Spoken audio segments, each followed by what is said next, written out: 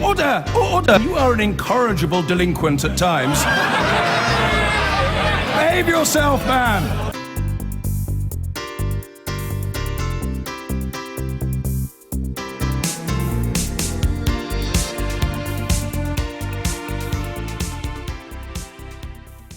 One thing that is painfully obvious is how divided the country's been over the last few months, not to mention the Conservative Party itself.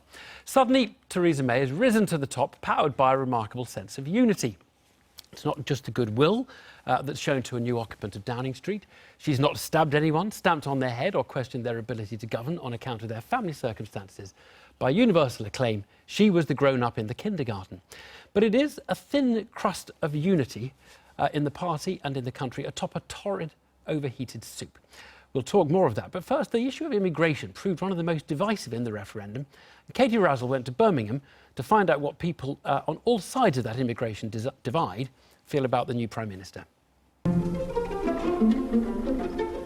Political faces of the past are on show at Birmingham's Mac Gallery, at a time when modern politics has been in turmoil. It was Tony Blair who opened the door to EU migration on a grand scale. As Home Secretary, our new Prime Minister tried and failed to get immigration numbers down. She had a tough line on immigration before, and I think that's only going to continue now.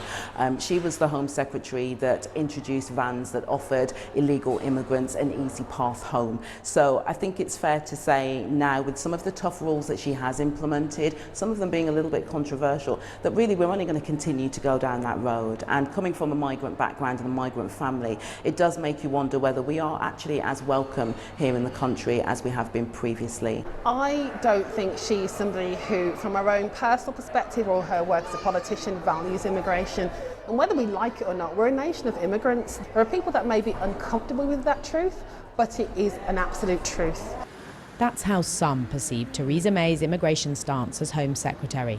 The piloting of vans to combat illegals, her limits on non-EU migrants, both divided opinion, as did her speech at last year's Conservative conference.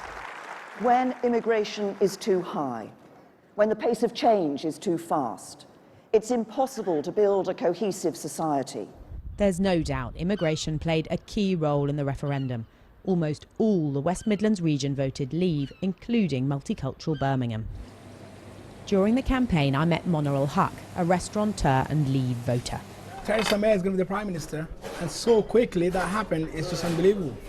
Mr Huck wants EU freedom of movement cut to allow more migration from the Commonwealth, including much-needed chefs and staff for restaurants like his. Every year, this country needs people. I personally think she needs to change her attitudes towards the immigration from Commonwealth countries. She's the one basically making it complicated for us. And now she's the Prime Minister? No, now she's the Prime Minister. And this is shocking for us. She will have to change. I reckon she'll have to change. Across the West Midlands and beyond, hate crimes rose after Brexit, like at this halal shop firebombed in Walsall. Theresa May has touted herself as a unifier of the country in these divided times. On a more local level, others are attempting unity. At Birmingham's social enterprise Beat Freaks, they're busy creating a hate crimes toolkit. Theresa May is going to have to do a lot more to persuade them of her unifying credentials. I categorically don't believe that we can get behind a leader that has not been democratically elected. She doesn't have the mandate from the people. On top of that, some of the language that we're hearing, some of the statistics that I've seen from her past policies and how she wants to drive this country forward, I think is going to really add to the divides and the divisions and the pain that we're feeling as a country, particularly around immigration, equality and justice. You know, I'm not really happy that this is a person that's supposed to represent us in our time of need and is supposed to bring us together and unite us in hope. I just don't see it happening. But of course there are plenty who believe that our country will stay divided if May doesn't deliver on Brexit, on controlling EU freedom of movement. At the Globe pub in West Bromwich, I met UKIP activists determined to keep pushing the new PM forward, someone they believe failed on immigration as Home Secretary. Well, she said she's tough on immigration, but of course her time in the Home Office hasn't exactly proved that. As a country, we should be able to choose who comes in and who doesn't under an Australian-style kind of point system. So if she doesn't deliver that... I think that would be a massive thing around here, certainly, yeah. Yeah, definitely. I think everybody's a little bit jittery about it. She's an unknown quantity, but that's the same with any new Prime Minister. Delivering Brexit will be Theresa May's most pressing concern as Prime Minister, but she'll need to do it while uniting communities, not driving them apart. Katie Razzle there. Well, joining me in the studio now is the Times columnist Matthew Parris, Guardian writer Polly Toynbee, senior editor of The Economist Anne McElvoy, and down the line from East Sussex, the former editor of The Telegraph, and of course the Thatcher biographer Charles Moore. Good evening to you all. Let's start on some positives. What's been good for the Tory party and what's good about Theresa May? Anne? The good thing is that she's there in a relatively short time and that the bloodletting stopped quite quickly, and it was quite considerable bloodletting. We've seen the divisions that have intensified since the vote in the Conservative Party, and the fact that they were able to stop this feud really between the Brexiteers, the leadsome offence of give us the pure Brexit. They've gone for a kind of demi-Brexit leader who will deliver most of what the Brexiteers want, but also herself was Remain and has kept some prominent neo-Remainers, we might call them, in the cabinet. That's the main thing. Are you seeing anything? Are you happy today, Polly? I mean, presumably you preferred Theresa May to Andrea Leadsom, I'd guess. Absolutely. I'm very impressed at the ruthless speed with which they've effected this. It's been extraordinary. You know, the removal Van Tumbrel there, he's gone, next lot in. Totally better than your competent. mob, let's face it. I'm afraid the contrast with Labour is so excruciating.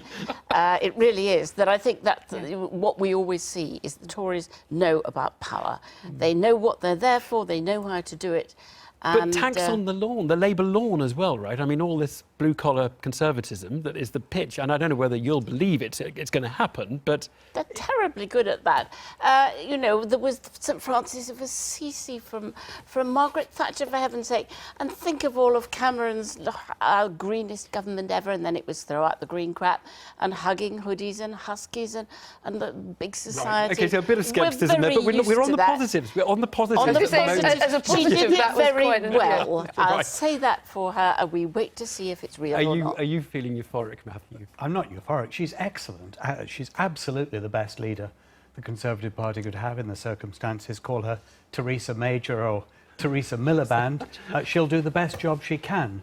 But it isn't really a very interesting question. The interesting question is, can anyone do the job? Right. Well, that brings us to Charles. I'm not going to ask you to say anything positive, Charles. Can anyone do this job? Is it going to work?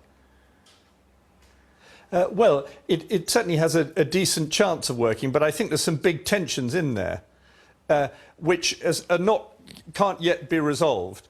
And what it essentially is that Theresa May is a Remainer leading a Brexit policy. And while that can produce some sort of unity, it also makes you wonder what's going on, because you can't really be a Remainer anymore because we're not going to remain. And so we have to hear from Theresa May why Brexit is a good thing. And she has to have a vision of why it's an enormous thing.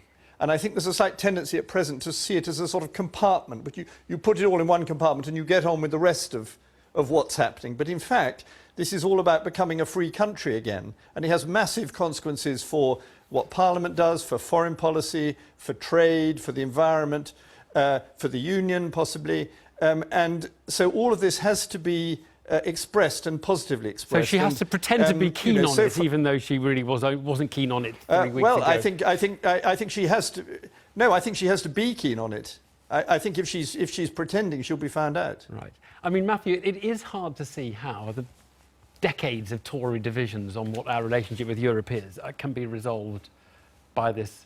Well, one Prime Minister. If anyone can do it, she can do it. And I agree with Charles. She has to be keen on it. She will be.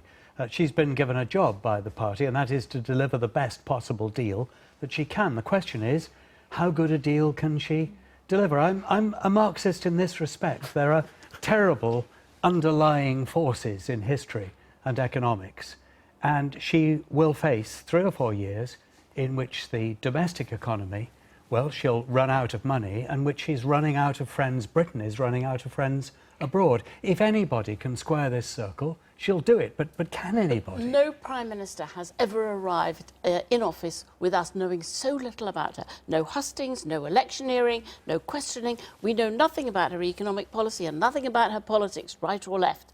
She's a completely unknown quantity. She's a much better known quantity than We know anyone about her else Home who would. Office. We know about her Home Office record. We know the cut of her jib. The party feels it knows the cut of her jib. And in terms of whether being a Remainer, she's a marginal Remainer. Yes. An awful lot of people in this country are marginal Remainers and marginal Brexiteers. And we talk about them as if this was some kind of religious tribe who went to extremes. But a lot of people group around that. That's what this cabinet reshuffle that she's done is trying to reflect. I mean, I'm sure, as Matthew and Charles will both reflect, huge tensions underlie this. Huge tensions are now rocketing through both of the main parties. But you she talk has about tried Brexit the balancing act as if it were a thing, a known quantity.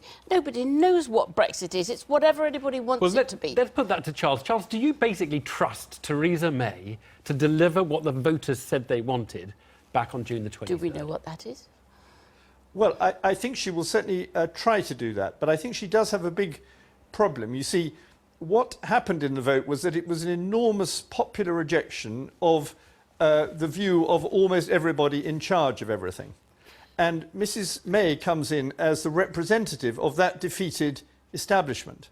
Now, she's doing a good job of trying to bring it all in together, and she's saying the right sort of thing. But it's a fundamental problem. She's not what people were asking for when they voted. It's the largest vote in British history for anything, was the Leave vote. 17.5 million nearly.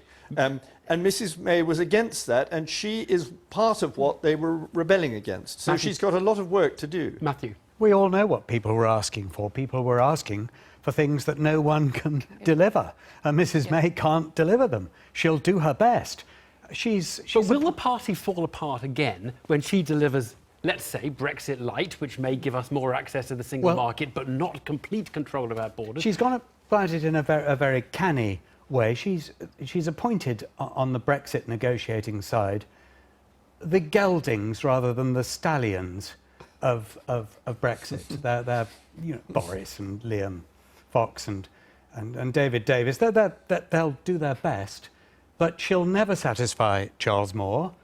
She'll never satisfy the ultras in the Conservative Party, who will always believe that there was some marvellous deal that could have been done if only we'd had a leader with the right... Boris has promised cake and eat it. Let's see if he can This is deliver. a deeply pragmatic country. And you know well, Matthew, the people who've succeeded best, whether you go back to the Blair years or whether you look at actually what David Cameron managed for a while with his party, obviously not when he launched the referendum, is people who somehow come through the middle, or they create the new middle. That's what she has to do. I hope she can. I'm sure it's extremely difficult, but I don't believe that this country is so polarised in the end that there is not a way through. And Labour could find it if they wanted to. If they don't, then the Conservatives will find it. Without doubt, this country is in the midst of its deepest, most serious crisis that Cameron has left us with, that she has to pick up the pieces from.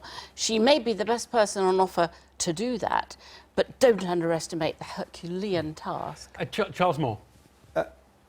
One reason, I mean, Polly's right in a way, and one reason that Cameron ultimately failed is that he's one of the, like all the politicians in the Western world at present, who have failed to understand how the world is changing in the light of the effects of the credit crunch.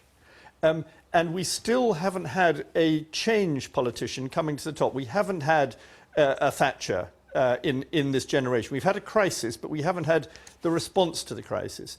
And that's that Mrs. May, very able and very sensible, but she represents that establishment view rather than the change. And so I'm not saying it can't happen, but it's a very, very big task, and I think it's hardly yet been imagined. The analysis of what's wrong with the world, really, and therefore the confidence about how to put it right. 10 seconds, Matthew. We can all make an analysis of what's wrong with the world. We can all make an analysis of what people want. The question is it possible that a generation of British politicians can deliver what people want? I don't think it is. And so we will hit... Well, more if they analyse it right than if they analyse it wrong. We will hit those constraints if Matthew's right, and Theresa May will magically pull us all together if he's wrong. Well, that's it. Thank you all very much indeed. Look, that's enough of historic days for this month. No one died, but today's reshuffle, the biggest beast in the Cameron cabinet, seems to have followed his boss onto the back benches amid claims he was sacked. They say at the end, it flashes in front of your eyes. Good night.